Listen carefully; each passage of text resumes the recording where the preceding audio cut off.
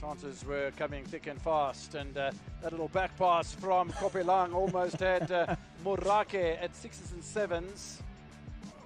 However, it wasn't long before this ball was played across the face of goal, and another opportunity beckoned. However, Murwira knocked it over the bar.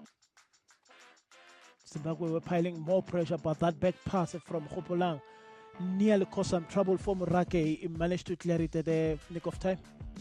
Then one of the moments of the game with Emmanuel Jalai finding space out wide on the right hand side. Little ping across the area, went behind Macaulay, but perfectly positioned for Mongameli, who scores on debut.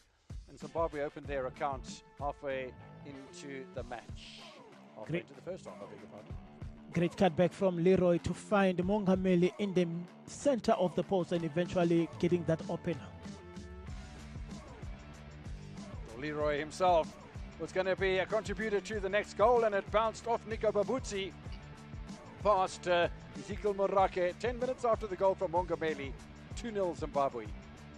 They were crumbling under pressure and eventually solved by conceding an own goal, but great work from Leroy Aton has been a menace in the Botswana defense and eventually finding the tailway to the second goal.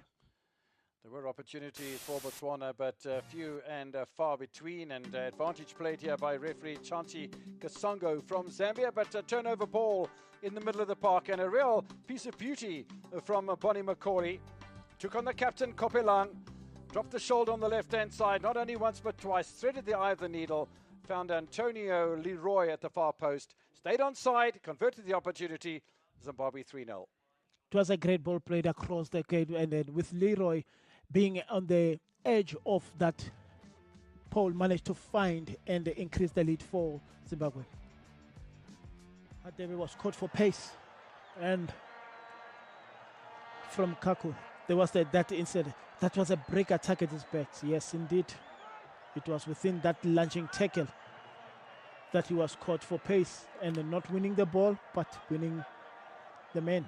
And eventually the penalty was given. Yeah, it's crazy football.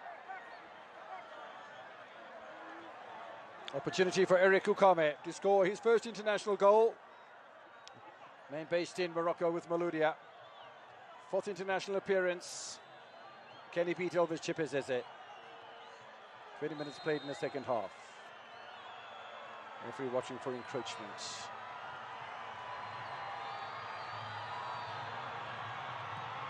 Chipezeze saves, rebound, knocked wide by Sakana Botsile. A corner.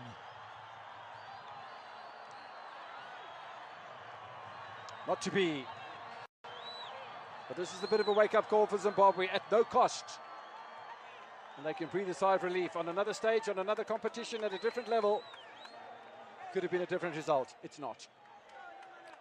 It's the anticipation from the crowd. Poor penalty from Okame as he went straight into his well. Had he did a nice curl on the left side of Chipezeze, could have been a different story. So that lethargic approach as well from Emmanuel Jalai. There was a strong challenge in the middle of the park that led to the only yellow card of the match for Ricky Ratlocha. Yeah, foot up by a country mile on the captain, Marvelous Makamba of Zimbabwe. Ramochai, I thought, was absolutely brilliant. Lovely little slider ball through into the penalty area. Get it to Takwara on Tayatswala. And show me your number. John Takwara having the upper hand against the substitute striker. Botswana created enough chances, but they lacked the conviction with the resolute defending from Takwara and company to deny Botswana that only solitary goal.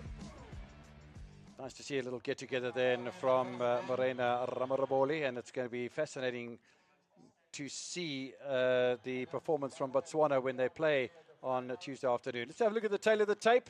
Well, finally, shots on target from Botswana, and 4 out of 7 is not a bad return, to be honest. It's more than 50%. Only 33% shots on target for goal attempts for Zimbabwe.